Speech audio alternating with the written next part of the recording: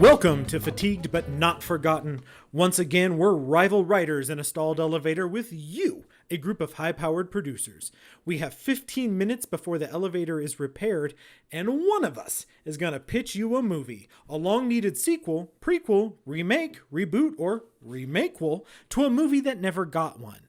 And the other person has a vested interest in shooting it down because, hey, we're rivals. I will record an insert for this later.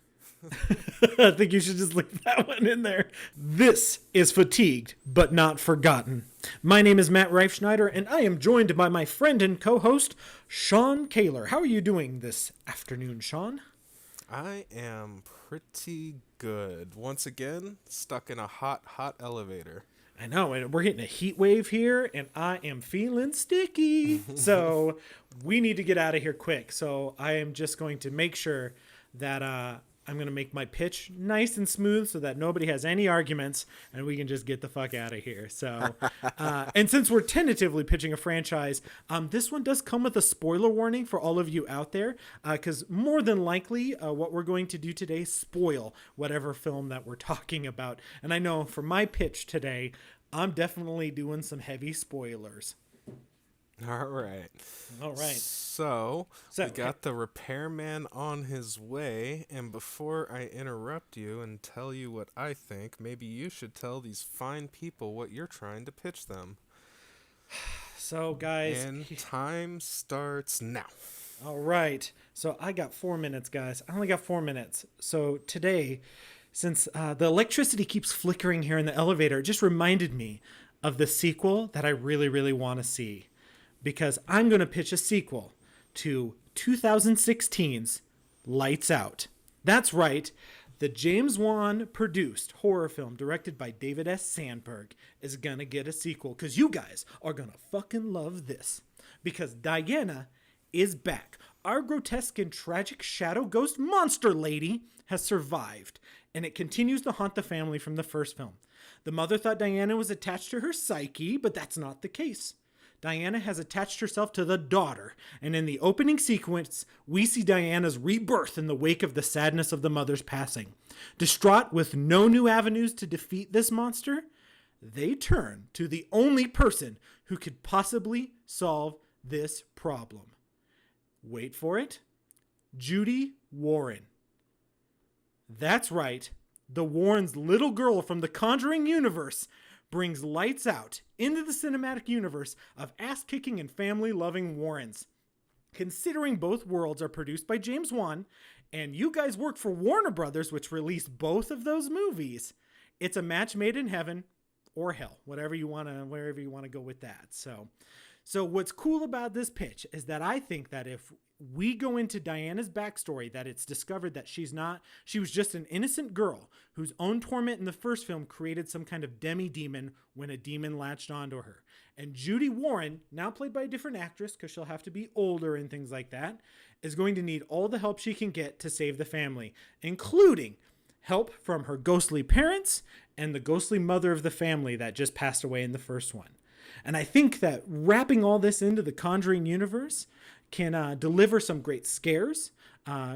It brings everything back around. David S. Sandberg had directed an Annabelle film, the second one, to get his start, and that's why James Wan kind of enjoyed him. I'm guessing it's also the reason that David S. Sandberg got brought into the DC fold with Shazam. But I think if we bring back David S. Sandberg to direct this, kind of go back, look at Lights Out, which was, a pretty decent success as a movie. So it's a little bit unusual that it didn't get a sequel. I think that we can really reboot something here that will not only tie everything into the Conjuring universe, which is very, very popular and does well in the box office, but it can revitalize a Lights Out franchise for its own franchise that you guys can kind of bank on. So as producers, I think not only is this a smart investment, because you can deliver on the thrills and spills and kills of the Lights Out universe with this clever visual gimmicks, but you can also tie it into an already established franchise to make sure that everything kind of comes together. And that, my friends, will be Lights Out 2. And I think that this can easily be one of the biggest horror hits of the year. All right, and sounds like Matt, as usual, conceding about 30 seconds of his time. I don't need the extra 30 seconds. I am just a nice guy. I'm a nice guy, and I'm just going to give you that 30 seconds. You can add that on. All right. Well, yeah, I don't know if I need 4 minutes to tear this apart. Speaking of, I think I hear the repairman starting, and so too shall I. Timer, go. So, Lights Out. Here's the thing. Nobody really remembers it, like, at all. It was a good movie. It was critically, lauded, but, like, generally speaking, it's not a well-remembered movie. It certainly didn't light the world on fire. And then, oh shit, 1 second. Consulting notes here. But then you're trying to attach it to the Conjuring universe, and there is where I think you made your biggest mistake, my friend, because the Conjuring universe is actually in desperate need of shedding some chaff. And Lights Out would definitely be chaff in that universe because, I mean, look at the number of Conjuring movies there are. I believe 7 off the top of my head. And how many are worth anything? About 3. 2, yeah, the Sadness Demon, it's an interesting idea. It's an interesting hook. I'm certainly not going to poo-poo that in and of itself. But the monster that can be defeated by turning on the lights, that's a little done. It's certainly not the most unique kind of creature feature ever. Now, what I'll give and kind of what I recall of the movie is there was some really, really good visuals. There were some pretty decent scares. So I don't know if I really want to focus my argument against the idea of a sequel to this movie in and of itself. Though, I do think this tool needs some retooling on his idea before we really kind of go forward with it. And what I'm choosing to attack this on is strictly on the basis of trying to attach it to the Conjuring franchise, which, again, to reiterate, is already floundering a little bit. Because, I mean, even if you want to make an argument about Annabelle 2, there was Annabelle 3, and that was pretty lame. And then there was also, God, what was... Does anybody remember? Oh, yeah, Curse of La Llorona. That, oh boy, what a pile. Like, I feel like I'm really kind of really attacking the Conjuring universe because I am. I don't like even the best of those movies personally. But regardless, I think you're also trying to put a kind of a round peg in a square hole here with the combining these universes. It's so funny. This is kind of like pitching a sequel to a movie nobody remembers, It's actually kind of literally exactly like that, and I'm going to go ahead and drop my mic there. You're going to tell me that nobody's going to want to see this sequel because nobody remembers it, and yet you pitched me a Hacker sequel just like a couple months ago. Hey, you know what, though? This is individual merit of individual elevator trips, and Hackers is a movie that was forgotten over the course of, 20 years. Lights Out got forgotten in about 20 minutes after I left the theater. See, and I think that's where you're wrong, and I'm just going to roll straight into my final statement here because... By all means. Okay, so... I don't think people necessarily forgot Lights Out existed. It's just that it wasn't connected to something that was memorable. And I know that you don't like the Conjuring universe, which is, I thought, why this would make a good episode, because I know that I would poke the bear a little bit, if you will, with this. But I just want to point out that Lights Out was made for $4.9 million, and it made $148 million. And I know you wanted to attack the Conjuring universe because the Conjuring universe is starting to wane a little bit. And I don't think you're wrong. But I also want to point out that Annabelle Comes Home, whatever you might think of that movie, I happen to enjoy it. I mean, it cost almost 5 times as much as Lights Out, which is strange to think about. It was about a $20 to $30 million budget. That motherfucker still grossed $231 million worldwide. And that was one of the weaker ones. And they were like, it's kind of a disappointment. So all I'm saying is I don't think people necessarily forgot Lights Out existed. It kind of got lost in the shuffle of the James Wan kind of style monster movies. It has a 61% on audience score on Rotten Tomatoes with 27,000 votes. So it's there. I just think it just needs a little bit of an electrified pulse to it to reignite it. And I think if you do that, the Conjuring universe could use a little jolt. Lights Out could use a little jolt. I think if you put them together, kind of a perfect lightning combination.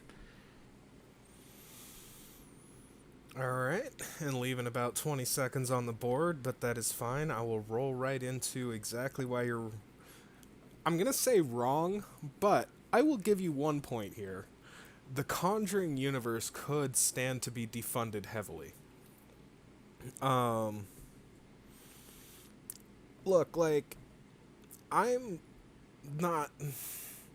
Alright, I feel bad here because it's going to sound like I'm bashing on James Wan. But let me be clear, like, I love Saw.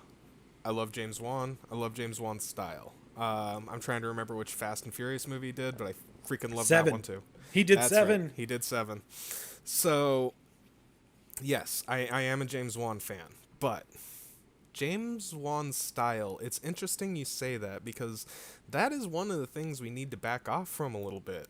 He has gotten kind of predictable in his unpredictability. He does the kind of same pace of scares in every movie now, and it's, I don't want to say it's getting old per se yet, but, you know, I have questions about Conjuring 3, although if I recall, he's not actually directing that one. Regardless, like, we get it. Long shot that ends in a jump scare. We're there. It's in the cultural consciousness now. That's become... Actually, James Wan's style of jump scare has become the modern cat in the locker, and you know what I mean by that. So, I think... And that's even just talking about as a producer, because you weren't even pitching him directing this, so... No. And I got too focused on that. Now I've only got 10 seconds left. Crap. So Did you hear that, producers? But regardless, all right, fine. Do you even remember enough about Lights Out to justify saying you can pay for a squeakquel? You're damn right. Partially because I've seen Lights Out like 10 times. I fucking love this movie. You're the one. You broke the curve. I did. So, I adore Lights Out. I think it's fantastic. You're right. I will concede the James Wan style has become overzealous, but you have to admit, the guy discovers a lot of great directors in his process. I mean, certainly not going to deny that. Even, again, going back to Saw, I think he had a hand in Darren Lynn Bousman getting the sequels, and obviously I'm a big fan of his work, so...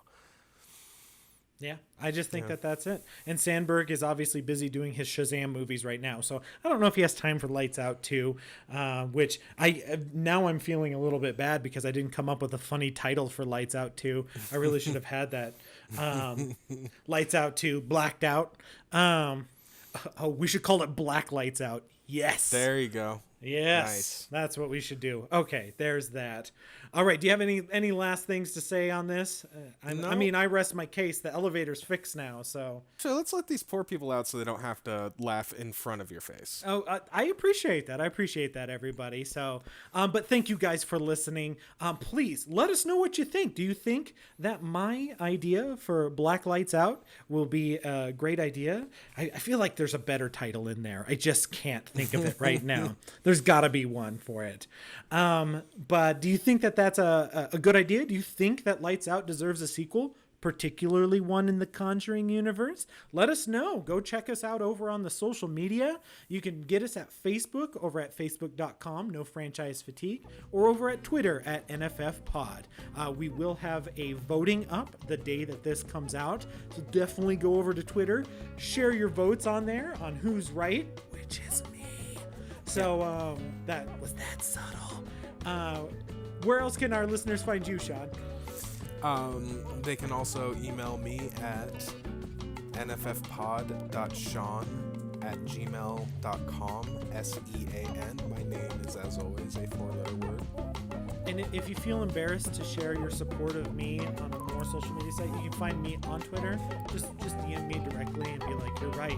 Lights Out does deserve a sequel." That's okay. I won't share your secret.